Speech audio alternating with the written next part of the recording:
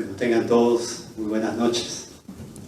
Para mí es un honor compartir estos 20-30 minutos que siguen aquí en esta importante reunión. Gracias, Ernesto, por esta invitación y esta oportunidad. Y me han pedido que trate este tema que es un tema de actualidad, un tema creo que importante para el país, y espero, ojalá, hacer esto eficientemente. Perdón, esta es la agenda que vamos a seguir. Voy a tratar de con ejemplos, definir qué es la confianza, que es un valor fundamental, que es una sociedad de confianza. Y después vamos a ver algunas cifras del Perú, qué ha pasado en el Perú en los últimos 30 años, para concluir en algo que creo que es muy valioso para todos nosotros. Entonces, primero, quisiera contarles algo que me sucedió hace como 15 años aquí en el Perú. Asistí a una reunión de empresarios en Arequipa, como 700 empresarios. Había empresarios de todo tipo, ¿no? Sector público, privado, corporaciones, medianas, pequeñas empresas, todo, ¿no? Y habían invitado a un autor de un libro muy famoso que se llama Confianza, Trust. Y antes de la conferencia de este expositor americano, lanzaron una encuesta de confianza, ¿no? Que decía lo siguiente, ¿no? ¿Usted confía sí o no en sus familiares? ¿No? Había que poner un aspa sí o no. ¿Usted confía en sus vecinos, la familia que vive al costado de la casa? ¿Usted confía en los demás empresarios con quien hace negocios? ¿Usted confía en la Policía Nacional que les brinda seguridad? ¿Y ustedes confían en los jueces que administran justicia en el Perú? Y todos marcamos sí o no. En la tarde, antes de la conferencia de este expositor famoso, poncharon los resultados de la encuesta, ¿no? Éramos como 700 empresarios. A la primera pregunta, ¿usted confía en sus familiares? 7% dijo que no confía en sus familiares. En los vecinos, en la familia que vive al costado de la casa, 45%, que es una cifra altísima, ¿no? ¿Usted confía en los demás empresarios? Y todos éramos empresarios. Y 55% dijo que no confiaba en su colega. La cuarta pregunta era, ¿usted confía en la Policía Nacional que nos brinda seguridad? ¿Cuántos creen que contestaron que no? 91%. Es una cosa un poco paradójica, ¿no? Pagamos a gente para que nos dé seguridad y no confiamos. Y en los jueces peruanos que administran justicia, ¿ah? 101, 93%.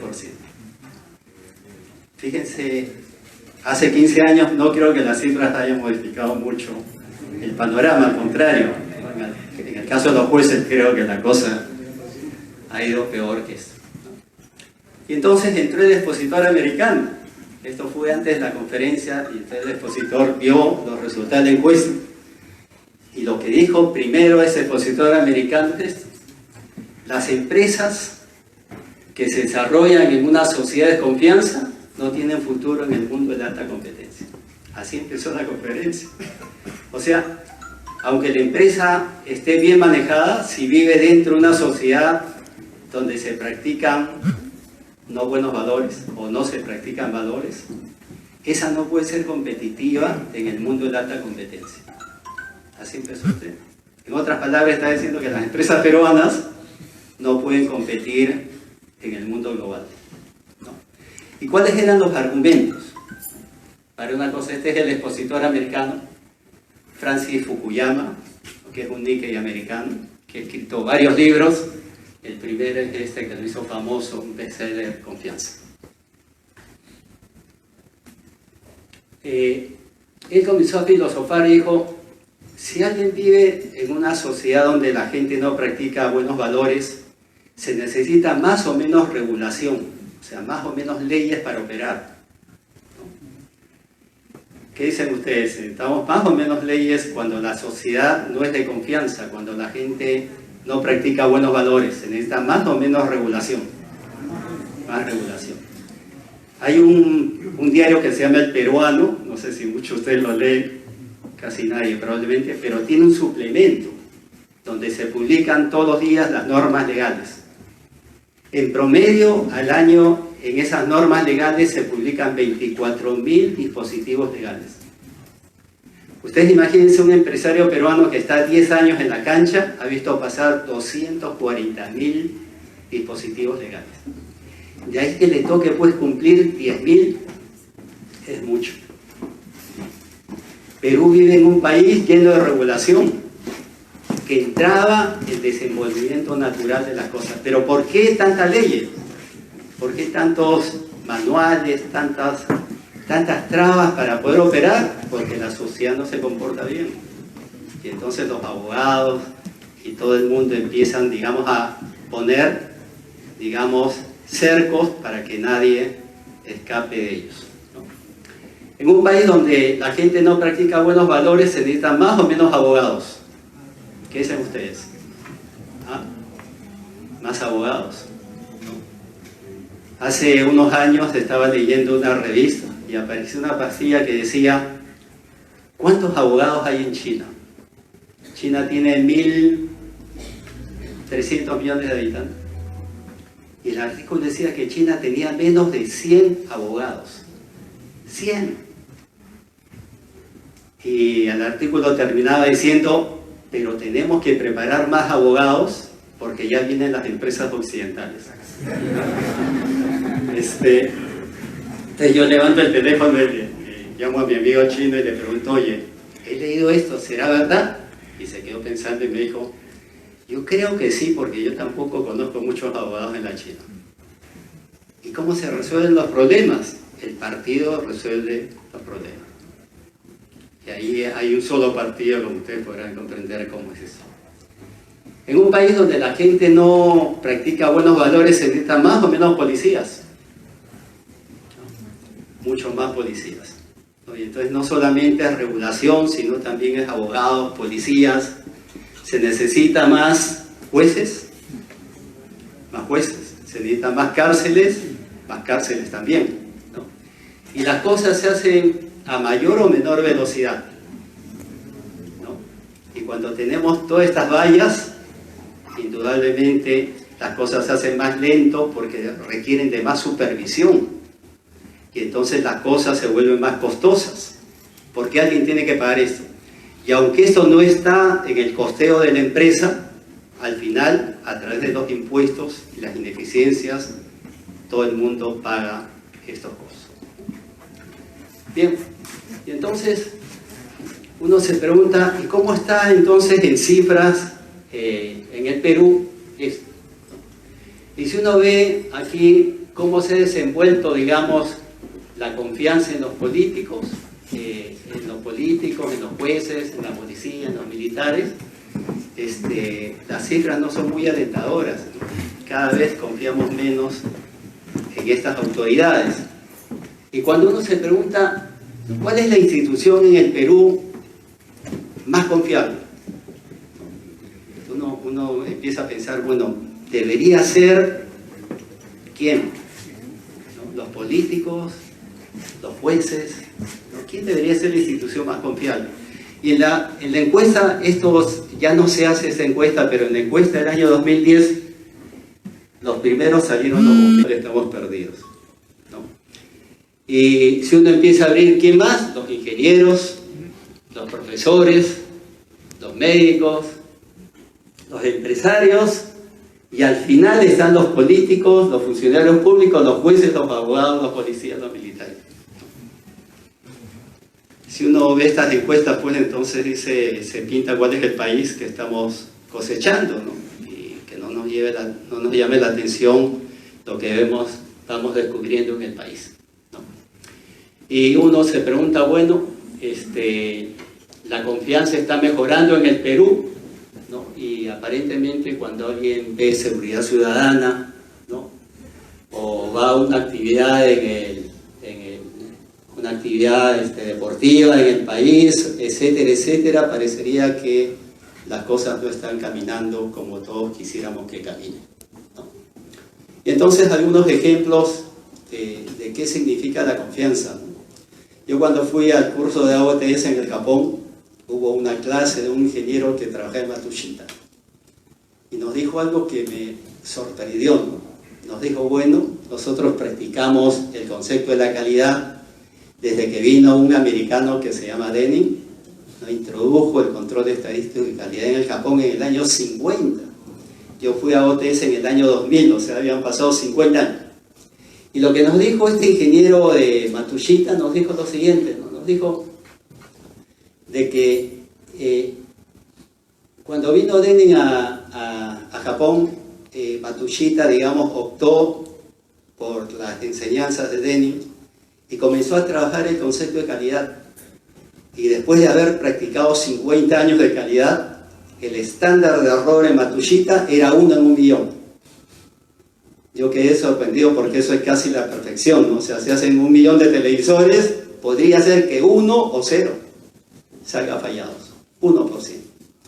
Y eso es más meritorio cuando Matsushita en general compra el 75% de las partes y piezas que utiliza de miles de pequeños empresarios, ¿no? Y si viene un insumo fallado, probablemente el estándar se caiga, pero eso no sucede en Matsushita, ¿no? Y entonces yo tenía a mi costado un muchacho en Decopy y lo golpeo y le digo, oye, ¿has escuchado esto? Y me dice, sí. Yo he leído el libro de Konosuke Matsushita y me contó una historia de IBM, un contrato de IBM con Matsushita que era para producir 500.000 componentes electrónicos y había una cláusula que decía se permiten no más de 5 productos fallados por cada millón de productos. Y la historia cuenta en el libro, dice, yo no lo he leído, de que Matsushita cuenta de que los ingenieros de Matsushita mandan a preparar 5 productos fallados a propósito. Lo ponen en una bolsita con un letrero que dice, aquí hay 5 productos fallados que hemos mandado a producir a propósito para cumplir con el contrato. Una cosa así. Bien.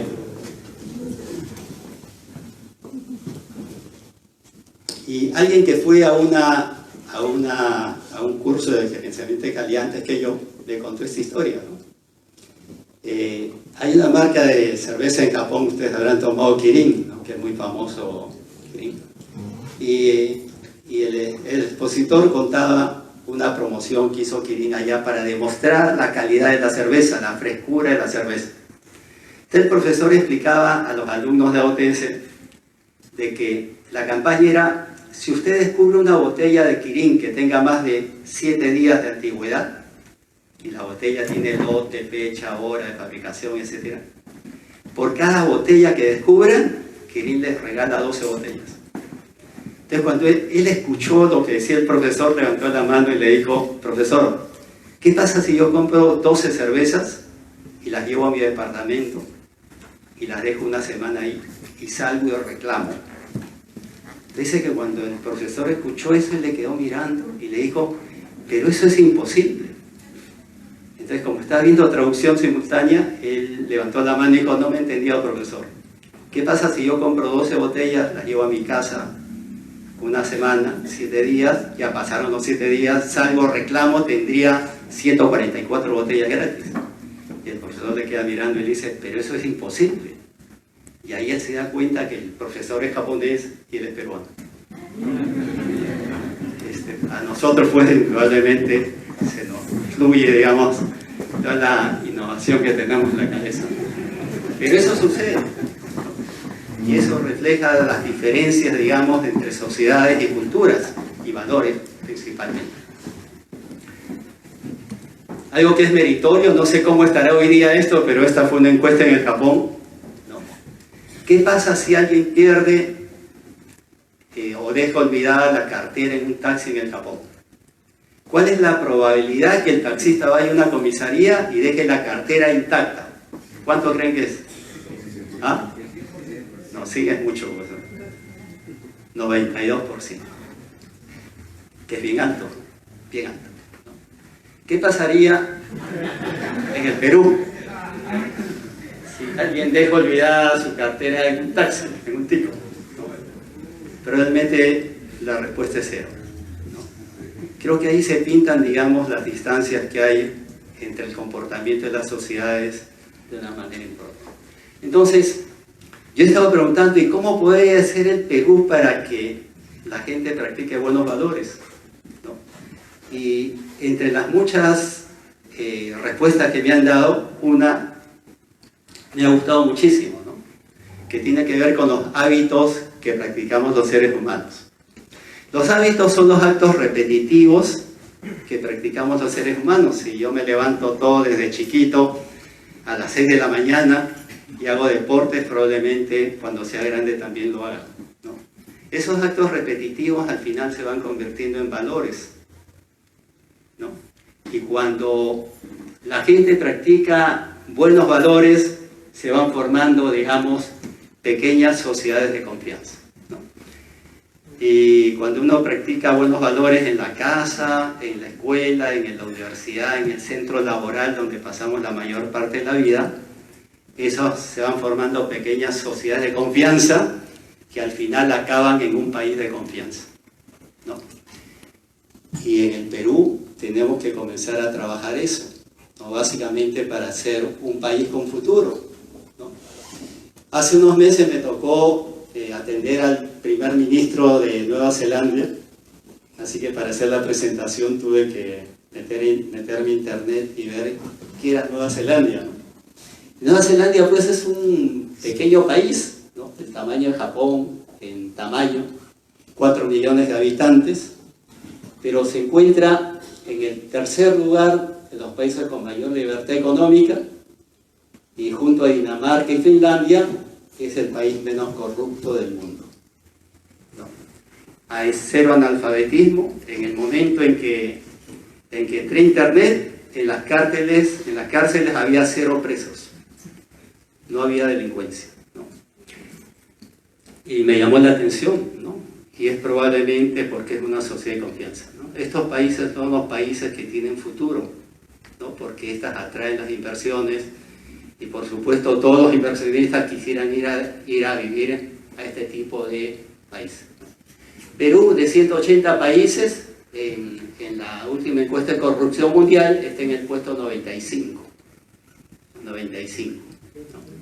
Y Japón está en el puesto 20. O sea, lo que hemos visto en Japón nosotros, ¿no? Está bien, pero hay países que tienen un mejor nivel de calificación de corrupción. Y entonces he traído algunos datos peruanos para ver cómo vivimos nosotros y a qué nos tenemos que dedicar en el futuro, ¿no? Fíjense, aquí están las reservas internacionales del país. Y yo recuerdo, porque yo trabajé para el gobierno en el año 90, ¿no?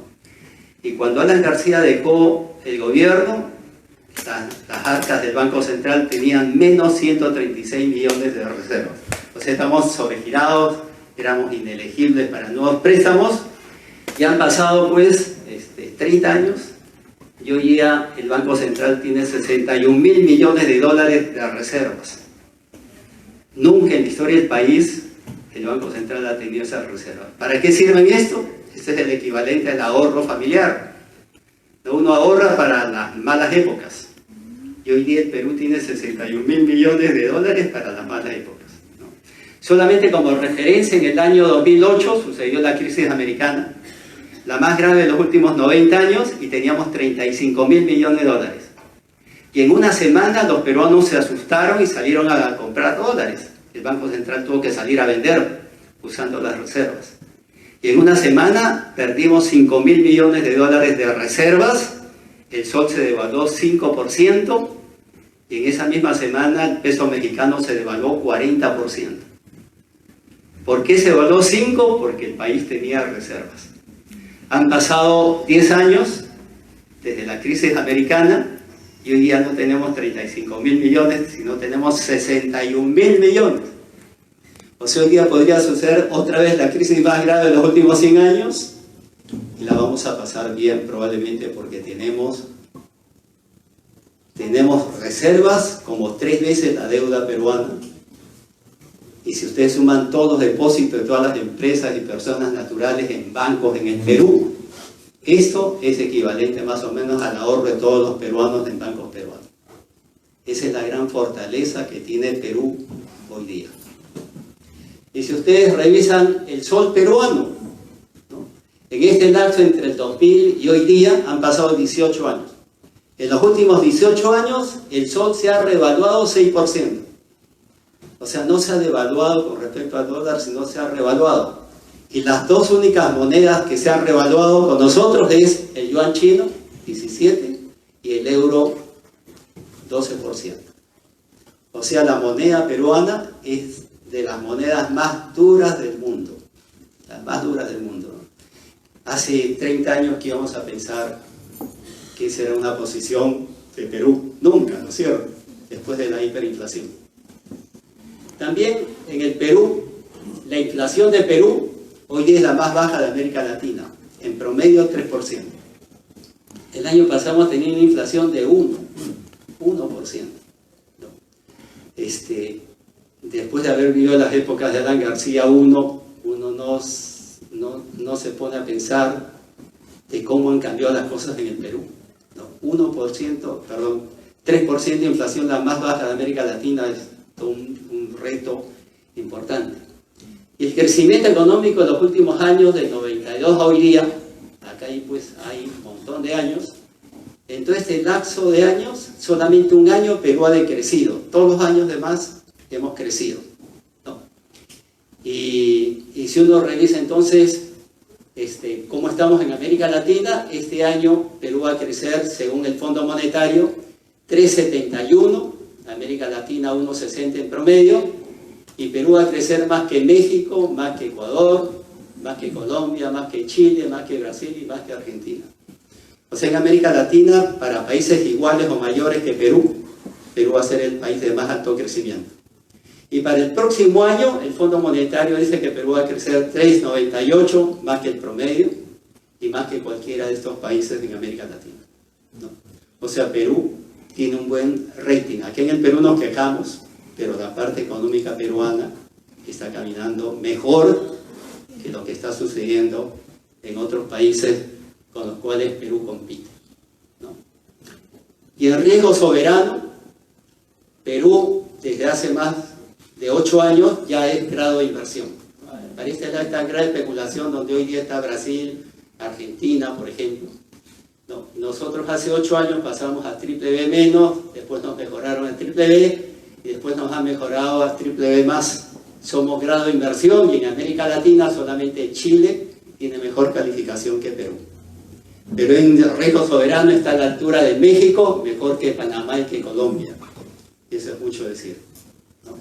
Perú está cambiando, sí, está cambiando. Entonces, para finalizar, y acá hay 2 cuadros más. En crecimiento económico en América Latina, Perú es el segundo país en los últimos 18 años de mayor crecimiento, solamente superado por Panamá. En 18 años, en América Latina, Perú segundo país de más alto crecimiento económico. Y en inflación somos el país de menos inflación en América Latina, lo cual dice mucho de Perú, ¿no? Y en el mundo, en este lapso de 2002 al 2017, aquí hay 15 años, en el mundo el Perú es el 11º país de más alto crecimiento económico en los últimos 15 años. Estos son medallas de plata y de oro para Perú, como ustedes podrán comprender, ¿no? Y entonces, para finalizar, traía esta planta de bambú, que es una planta que en el Asia es muy preciada, ¿no? Y que tiene una historia, ¿no? Una historia hermosa que dice de que cuando alguien siembra una semilla de bambú, los primeros 7 años no aparece la planta, está desarrollando las raíces. Y después de 7 años aparece la planta, y en 7 semanas puede crecer 30 metros, ¿no? Y una raíz de bambú en busca de agua puede transitar 15 kilómetros. Imagínense cómo será la raíz de esta caña, ¿no? Y por eso que cuando viene un viento fuerte se ladea, pero no se cae, porque el cimiento que tiene es muy fuerte. Y entonces en el Asia hay un dicho que dice que las personas, las empresas y las familias tienen que ser como la caña de bambú, fuerte, flexible, siempre mirando al cielo, ¿no? Y entonces si nos ponemos a pensar el tema de confianza, valores y el tema de Perú, uno se pregunta, ¿cuáles son los cimientos de un país? La nutrición, la salud, la educación, la administración de la justicia, la educación, ¿no? Y cuando uno se pregunta, ¿cómo estamos en estos 5 temas? Indudablemente todos sabemos cómo estamos, ¿no? Y entonces Perú ha crecido con las cifras que ustedes han visto, pero los cimientos no están buenos, y eso dice que si viene un viento fuerte, la planta se puede caer como el crecimiento que hemos obtenido, ¿no? Y esa es la gran preocupación que tenemos aquellos que estamos viendo la macroeconomía del país. Hemos crecido bien, meritorio, bien, pero en las cosas que son cimiento, el Perú está, digamos, sin cimiento. Y hay un gran peligro ahí. Y por eso tenemos que trabajar en ese cimiento, y ese cimiento son esos hábitos y esos valores que al final van a ser el cimiento del país. Estos audios que hemos visto del Poder Judicial han hecho evidente algo que todos intuíamos. Y lo que estamos tratando de hacer es cambiar la regulación. Pero la regulación no va a cambiar la corrupción.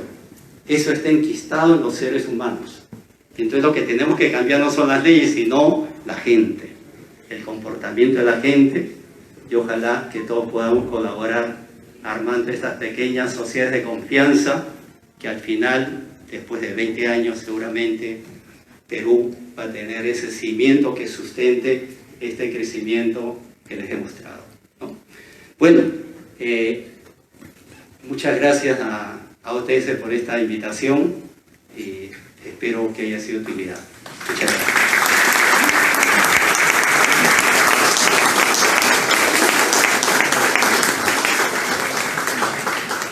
Muchas gracias al ingeniero Luis Baba Anacao por esta brillante presentación, muy interesante por cierto. Planteó 2 temas que me gustaría simplemente comentarlo, lo de cómo podemos convertir el Perú en una sociedad de confianza, y luego hablaba sobre la expectativa de crecimiento de Perú y América Latina en el tema económico, la buena situación económica, pero después cómo se relaciona este tema de la confianza si es que no se tiene, cómo se relaciona el tema económico si es que no se tienen unos buenos cimientos, ¿no? Que está justamente referido en la primera parte de su presentación, los buenos hábitos, la importancia de tener esto. Creo yo que el papel de la familia es sumamente importante y el papel de la educación también, ¿no? Entonces, queremos nuevamente invitar a nuestra vicepresidenta Maribel para que haga entrega de un reconocimiento al ingeniero Luis Baba Anacao por su participación en esta noche como expositor. Un fuerte aplauso para el ingeniero Luis Baba Anacao.